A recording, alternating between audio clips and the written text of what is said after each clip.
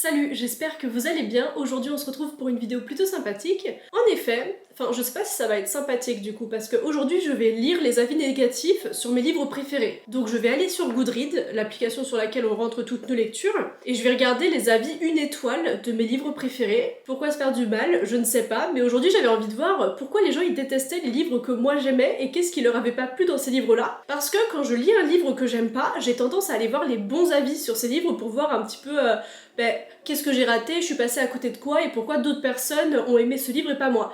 Donc j'ai tendance à faire ça, mais que quand j'aime pas les livres. Et quand j'aime bien les livres, je vais pas aller voir les avis négatifs des gens dessus quoi. Sauf que aujourd'hui je me suis dit pourquoi pas faire ça au final et en faire une vidéo comme ça, on va tous rager contre des gens qui ragent contre des livres qu'on aime bien. C'est sympa le principe de la vidéo aujourd'hui. Donc c'est parti pour découvrir tous ces avis négatifs sur des livres que j'aime.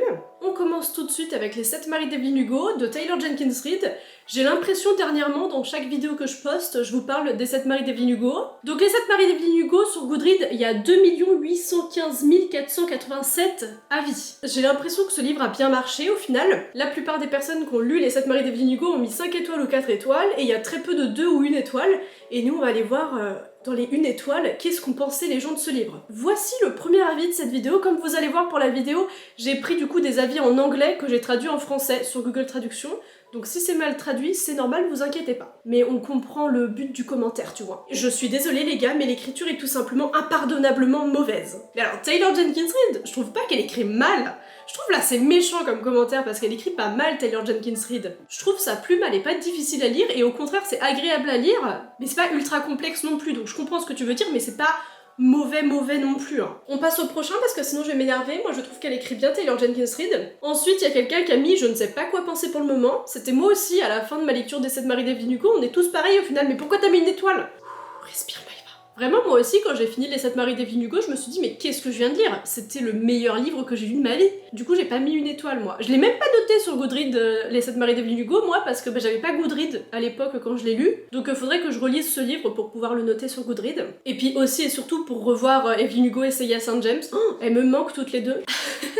On continue avec Yona qui a mis ma vie est ruinée, merci. Mais pourquoi t'as mis 1 étoile? Moi je trouve ça bien si ta vie est ruinée à cause de ce livre, parce que moi aussi ma vie était ruinée quand j'ai fini ce livre, mais c'était pas dans le mauvais sens, tu vois. Je comprends pas les gens. Nadia, j'ai l'impression qu'elle était vraiment énervée à la fin de sa lecture, puisqu'elle a mis c'était tellement mauvais, l'écriture est pauvre, les personnages sont superficiels et manquent de toute complexité, l'intrigue est douloureusement prévisible. Là-dessus, je suis d'accord parce qu'on voit quand même pas mal venir la fin, mais moi ça m'a pas dérangé plus que ça. Dans l'ensemble, cela ressemblait à une mauvaise exécution d'une bonne idée. Ça c'est bien trouvé. Je suis vraiment perplexe face aux éloges généraux suscités par ce livre. Une telle perte de temps. Mais je suis désolée Nadia, du coup je pense que c'était pas ton genre de livre, mais c'est pas la peine d'être méchant comme ça avec les 7 Maris d'Evelyn Hugo, ils méritent pas quoi. Moi ça me brise un peu le cœur ton commentaire là Nadia. Laura elle a juste mis insupportable à tout point de vue. Et c'est tout. On saura pas pourquoi c'était insupportable à tout point de vue, genre... Je sais pas, mais c'est tout le commentaire. On n'aura pas d'autres détails. Merci Laura pour ton avis sur les 7 Maris d'Evelyn Hugo. Moi j'ai pas trouvé ça insupportable. J'ai même trouvé que c'était plaisant à lire au final. Je défends vraiment ce livre comme si c'est moi qui l'avais écrit. Alors là par contre, en anglais c'est complete trash, mais en français ils ont traduit ça par poubelle complète. Je suis pas sur Google Traduction. Qui a publié ça? Quelqu'un a lu ce livre et s'est dit « Eh, d'autres personnes devraient le lire ». Non. Bah si, justement, moi je trouve que tout le monde devrait lire ce livre. Je suis pas d'accord avec toi Kate. On continue avec les avis négatifs sur le premier tome des Hunger Games. Hunger Games, sur Goodreads, il y a plus de 8 millions de personnes qui l'ont noté. Déjà, je savais pas qu'il y avait 8 millions de personnes qui avaient Goodreads dans le monde, mais apparemment si. Donc ça fait beaucoup de personnes qui ont lu les Hunger Games. Pour la plupart, ils ont mis 5 étoiles. Il y a très peu de 1 étoile, donc on va voir ce qu'ont pensé les gens qui ont mis 1 étoile. Ce commentaire, il est drôle en vrai, c'est Barry qui a mis « Je suis maintenant encore plus stupide après avoir lu ce livre ». Je suis pas d'accord avec toi Barry, parce que moi ça m'a pas rendu stupide les Hunger Games. À moins que j'étais vraiment très stupide avant et du coup ça a pas pu augmenter ma stupidité. Je sais pas, mais en tout cas j'ai pas eu ce ressenti là moi en lisant ce livre. Ensuite, oulala, Cathy elle était énervée. Cet avis me met trop mal à l'aise. C'est un livre que je brûlerai. Avec un sourire cruel jouant sur mes lèvres, je regarde les flammes impitoyables dévorer le livre, je regarde les bords des pages brûler puis devenir noirs, Je les regarde s'effondrer lentement en cendres qui s'envolent avec le vent. Je me retourne et m'éloigne. Je me sens mal. J'ai l'impression d'avoir lu un passage de Fahrenheit 451. Donc bref, voilà, ça c'est original comme commentaire. Une étoile, les personnages étaient plus plats que le papier. C'est bien trouvé ça. Et le titre m'a toujours donné faim. Cet avis me met assez mal à l'aise parce que pourquoi t'aurais envie de brûler les Hunger Games? Mets-le dans une boîte à livres, mince alors. Les personnages plus plats que le papier pour Gale, c'est peut-être le cas, mais pas pour tous non plus, hein, faut pas être méchant Cathy. Ensuite, Jessica Alamy. Compte tenu de tout le buzz positif autour de ce livre, j'ai été très déçue. J'ai peut-être lu trop de romans pour adolescents, mais j'ai trouvé ce livre prévisible, ennuyeux et peu inventif. J'ai trouvé que Collins, du coup ça c'est l'autrice, essayait trop de créer un tout nouveau monde, mais tombait à plat ventre. Je n'avais aucune envie de lire le reste de la série, et je crois que ce livre a simplement été fait pour devenir un film sans intention de devenir une quelconque épine dorsale littéraire ou de devenir un véritable classique. Bah je pense pas déjà que Suzanne Collins, quand elle a écrit les Hunger Games, elle pensait que ça allait devenir un classique. Enfin je pense pas que c'était le but des Hunger Games non plus. Hein, Jessica. Moi, je trouvais pas ça de fou prévisible, Hunger Games, hein. Quand dans le tome 2, ils nous ont dit qu'ils retournaient dans l'arène, j'avais été choquée à 13 ans, j'étais en mode, comment ça? Ils vont pas y retourner quand même. Donc moi, j'ai pas trouvé ça prévisible, c'était pas ennuyeux, parce que franchement, à chaque fois que je les lis, j'aime trop. Et peu inventif, comment ça, peu inventif? C'est ton avis qui est peu inventif, Jessica. Enfin non, il est bien son avis, en vrai c'est bien construit, mais j'aime pas qu'on critique Suzanne Collins comme ça, donc je vais passer au prochain commentaire. Ensuite, on a l'avis de Katharina qui dit « J'ai commencé le livre en allemand avant de réaliser que c'était celui que j'avais juré de ne jamais lire. Le titre allemand est très différent. » Tu t'es fait avoir là, Katharina. Hein. Après, je pense que la couverture allemande aussi, il y a le petit j'aime au cœur, donc t'aurais pu ne pas te faire avoir. C'était très bien écrit, d'après ce que j'ai lu, donc ça c'est bien. Mais je détestais juste la configuration de base, je veux dire. Qui lirait volontairement des histoires sur des enfants qui sont forcés de tuer d'autres enfants pour le divertissement des gens? Pas moi. Bah moi, du coup, je me sens trop mal, elle est mieux que nous en fait, Katharina. Mais excuse-nous, Katharina, nous on aimait bien les Hunger Games, mais on lit pas les Hunger Games parce que c'est des enfants qui sont entretués à un moment donné, on n'est pas le Capitole, nous. Mais c'est une belle histoire. Je sais pas quoi répondre à ce commentaire, elle m'a fait me sentir mal, la Katharina. On continue. Alors ensuite, on a... Le simple fait que ce livre suscite un tel culte chez les jeunes me fait craindre pour l'avenir de notre société, on en est là. L'écriture est peut-être engageante, mais le principe général est mauvais, la violence méprisable et, à mon avis, elle n'aurait jamais dû être destinée aux jeunes lecteurs. Là, sur ce point-là, en vrai, oui, c'est pas non plus un livre pour les enfants de 10 ans, mais quand tu lis ça à 13 ans, ça va de fou, hein. Après, est-ce que quand j'avais 13 ans, pendant ma lecture de Hunger Games, j'ai fait des cauchemars? Peut-être, mais j'ai pas envie d'en parler. On continue avec cet avis-là et je le préfère aux autres parce que c'est juste, je n'ai pas trop aimé. Cette personne, elle est pas là pour faire culpabiliser les autres lecteurs des Hunger Games et j'adore ce qui se passe. On passe maintenant au Chant d'Achille de Madeline Miller et sur Goodreads, il y a 1 million de personnes qui l'ont noté, donc c'est pas mal, hein. Il y a plus de 5 étoiles que d'autres étoiles, moi aussi j'ai mis 5 étoiles d'ailleurs, comme vous pouvez voir. Il y a très peu, encore une fois, d'une étoile, mais on va voir ce qu'ils ont pensé les gens qui ont mis qu'une étoile. Kaylin, elle a juste mis non. Point. C'est tout pour elle. C'est un non, le Chant d'Achille pour Kaylin. On continue avec Nastia qui met « Le décor ressemblait à quelque chose de l'Ancien Testament, les sacrifices humains, l'idée que si vous avez 8 fils et n'en tuez que 7, tout va bien parce que la lignée survit. » Après, j'ai envie de te dire, Nastia, c'est pas Madeline Miller qui a décidé de faire un sacrifice humain, hein. C'était déjà dans la mythologie grecque que Agamemnon y tuait sa fille. Donc à un moment donné, c'est pas Madeline Miller qui a eu l'idée de ça, donc si t'es contre ça, bah t'es... Enfin bref. Y a pas à critiquer là-dessus parce que c'est pas Madeline Miller qui a inventé ça, bref. Je vais m'énerver là. Les personnages avec leur dialogue, leur comportement et leurs relations sont issus du young adulte contemporain. Et après c'est... ouais... J'ai rien à dire. Cela me semblait donc décousu et je ne pouvais pas me connecter. Et l'écriture était très simpliste, sans aucun lyrisme. En vrai, si c'était une belle écriture, Madeline Miller quand même. J'ai lu ceci après Le Silence des filles et celui-là m'a beaucoup marqué. Bah oui, mais fais pas ta pub pour un autre livre là, on est là pour parler du Chant d'Achille. Moi je connais pas l'autre livre. Donc on continue, il m'a saoulé lui. On continue avec Léa qui a mis « Je ne peux pas croire que j'ai perdu 2 jours de ma vie pour ça ». Déjà, si tu l'as lu qu'en 2 jours, ça va, t'as pas non plus perdu une semaine de ta vie, hein. Non mais ça va, 2 jours, c'est pas long pour lire un livre. Elle nous enquiquine là, Léa. Ensuite, on a Jenna qui a mis un livre de 2011 bien trop surfait dans le BookTok 2021, n'a pas répondu à mes attentes élevées, cela ne m'a pas fait pleurer ni briser mon cœur, très déçue. Bah après, faut comprendre, Jenna, elle voulait pleurer et être très triste, elle a pas pleuré ni été très triste. Donc je la comprends si c'était le but de ta lecture, mais tu peux pas non plus en vouloir à un livre parce qu'il t'a pas détruite, quoi, je suis désolée. Jenna, ce livre répondait pas à tes attentes, mais c'est pas grave. Moi si, j'ai bien aimé. Là, on a Milan qui a mis « assez décevant ». C'est tout. Juste, il a trouvé ça assez décevant. Eh bien d'accord, Milan. Après cet avis ultra construit, nous passons à La voleuse de livres de Marcus Zusak, mon livre préféré tout simplement. Ce livre, il y a 2 millions de personnes qui l'ont noté sur Goodreads et vous aussi vous devriez le noter et le lire s'il vous plaît, puisque c'est une merveille. Moi j'ai adoré, là pour le coup il y a beaucoup de 4 étoiles quand même, mais la plupart des personnes ont mis 5 étoiles comme moi. Et il y a encore une fois très peu de 1 étoile, allons voir ce qu'ils ont mis les personnes qui ont mis 1 étoile. Chelsea, elle a mis: ce livre est très différent de ce que je lis habituellement et j'ai eu beaucoup de mal à m'y mettre. D'après les critiques, tout le monde semble l'aimer, ce n'était tout simplement pas mon genre de livre. Bien, je trouve que cet avis est bien construit et qu'il est bien, genre juste elle admet que c'est pas le genre de livre qu'elle aimait et que c'est pour ça qu'elle a pas aimé. Chelsea, en vrai c'est bien, c'est un bon commentaire, parce qu'elle va pas critiquer le livre non plus, mais c'est juste voilà, c'était pas ton style et tu l'admets. Très bien Chelsea, on commence très bien pour la voleuse de livres. Ensuite, Elena, elle a mis: à la page 55, j'ai arrêté de le lire parce que je ne l'aimais pas. Alors pourquoi tu l'as noté, que tu l'as mis, que tu l'avais terminé sur Goodreads, s'il te plaît? Tu l'as pas fini, Elena. En plus de contenir beaucoup de grossièreté et d'apprendre au lecteur à prononcer des gros mots en allemand, point.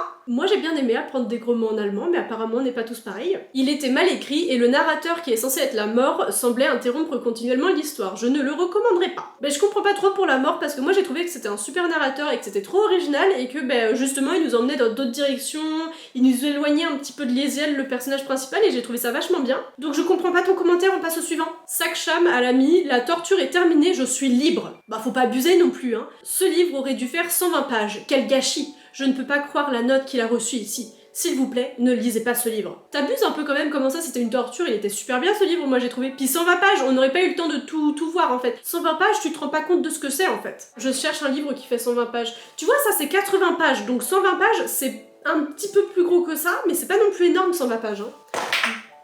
À m'énerver contre les commentaires, j'ai fait tomber ma petite tortue. Oh non, ça va aller. Bref, on la pose là. Ouais, 120 pages, ça l'aurait pas fait. Moi, la voleuse de livres, j'ai adoré, on continue. Donc, on continue avec l'Iliade de Homère. Donc, ce livre, moi, j'ai mis 4 étoiles parce que juste dans le champ 2, il y a la description de tous les Achéens et j'ai trouvé ça un peu long. Mais sinon, au final, c'était une super lecture, donc je pense que c'est 4 étoiles et demie que j'aurais mis si c'était possible. Je perds ma voix. Il n'y a pas énormément de personnes qui ont lu l'Iliade sur Goodreads, étant donné qu'il y en a que 400 000. Et il y a beaucoup de 3 étoiles quand même, je trouve. Donc, bref, voyons voir les 1 étoile. Il y a quelqu'un qui a mis: je suis libre, pire expérience de ma vie. Voilà, c'est tout, on continue. Alors, Julia elle a mis: Homère avait besoin d'un meilleur éditeur, 11 pages listant les noms des soldats. Vraiment, au moins, j'ai fini. Je comprends ton commentaire parce que moi aussi c'est pour ça que j'ai mis que 4 étoiles et pas 5. C'est vrai que 11 pages, c'était long la lecture de ce passage. Hein. Je compatis avec toi Julia, mais ça va aller. Je suis désolée que ce passage du coup il t'ait gâché ta lecture parce que j'ai trouvé qu'après le chant 2, en vrai, c'était vraiment bien et qu'on se prenait vachement dedans. Donc vraiment, je suis désolée pour toi Julia qui t'ait pas plus livre puisque moi j'ai vraiment beaucoup aimé. Ensuite, Hailey a mis: si vous avez 2 mois et littéralement rien d'autre à faire, c'est le livre parfait pour vous. Moi j'ai lu qu'en 1 semaine, hein. Ils abusent les gens. 2 mois. Ensuite, Jay, il est pas mal, son avis, puisqu'il a mis: il est sur ma liste de livres à lire depuis 30 ans. Je l'ai enfin lu, quelle connerie. Ça fait 30 ans qu'il a ce livre chez lui, il le lit enfin, et il est déçu. Je comprends les 1 étoile en fait, parce que t'attends de lire ce livre depuis super longtemps, moi j'ai même pas 30 ans en fait. Donc je comprends ce que ça peut faire, enfin non je comprends pas parce que j'ai jamais eu 30 ans à... Bref, pourquoi pas, quelle connerie. Là, Shannon elle a mis: Dieu merci, c'est fini. Pour elle, c'était un mauvais passage de sa vie, cette lecture en fait. Mais je comprends en vrai ce commentaire, parce que pour apprécier lire l'Iliade, faut vraiment bien aimer la mythologie grecque, aimer s'instruire sur ce sujet-là. Et puis aussi, faut vraiment aller au bout de ce livre, puisque la fin avec la colère d'Achille et tout, j'ai trouvé ça vraiment bien.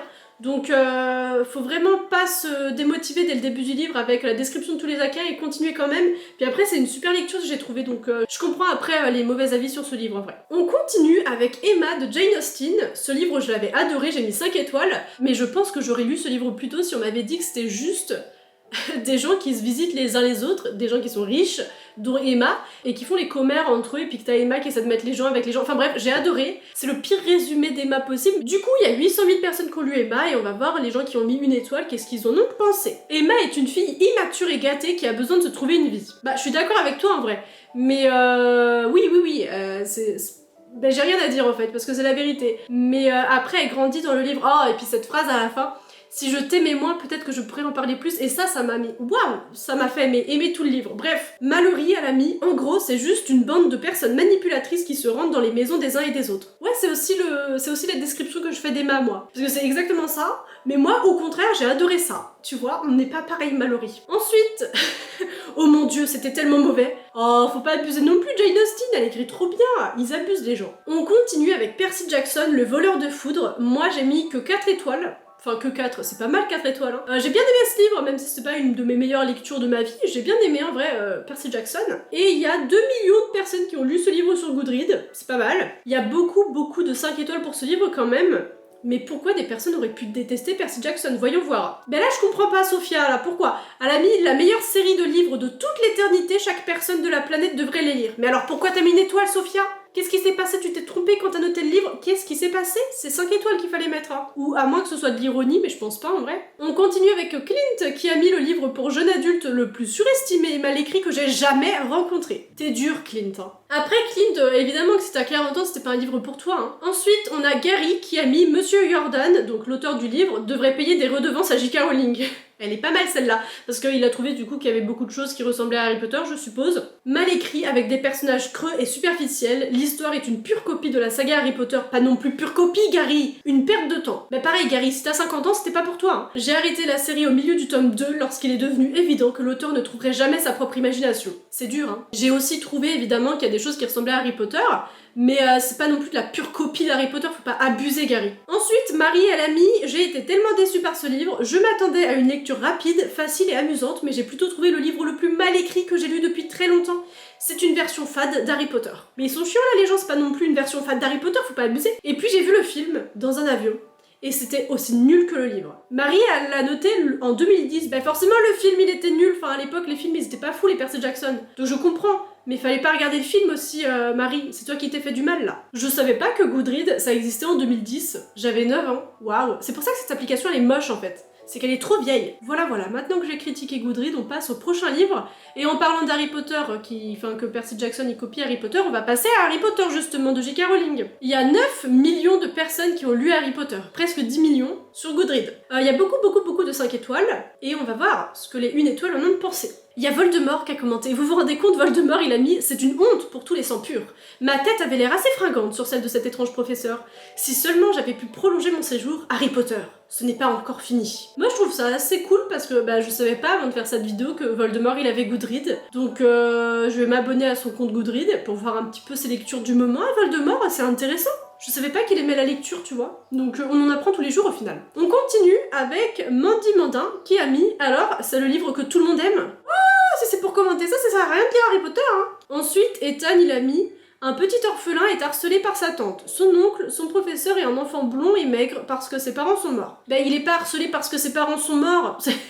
Alors, lui et ses losers d'amis vont trouver une pierre en utilisant des bâtons et des échecs, 3 sur 10. Il a bien résumé Harry Potter 1, hein. Non, je rigole, mais c'est méchant, Ethan. Ensuite, on a Parvati qui a mis « Les livres de Harry Potter sont prévisibles et ennuyeux, même mon enfant de maternelle en a été agacé. » Ben, je pense que ton enfant de maternelle, Parvati, il était trop jeune pour Harry Potter. Maternelle. C'est pas fait pour son âge, donc forcément qu'il a pas apprécié, faut lui lire Choupi, en fait, à ton enfant. Pas Harry Potter. Merci. Émilie, elle a mis un mot. Détester. J'ai détesté ce livre. Ok, t'as détesté, mais moi j'ai bien aimé, tu vois. Chacun ses goûts, Émilie. On continue avec une de mes meilleures lectures de 2023, c'est Ariane de Jennifer Saint, un super livre qui raconte l'histoire de Ariane, la princesse de Crète. Il y a combien de personnes qui l'ont lu? 100 000. C'est déjà pas mal, hein, pour un livre qui est sorti il y a pas tant de temps que ça. Il y a plus de 4 étoiles que de 5 étoiles pour une fois dans cette vidéo, donc allons voir ce qu'ils ont mis les personnes qui ont mis 1 étoile. Alors on a Grace qui a mis juste un livre épouvantablement écrit qui s'appuie entièrement sur une merveilleuse histoire existante. Ben c'est le principe des récits mythologiques en fait, Grace.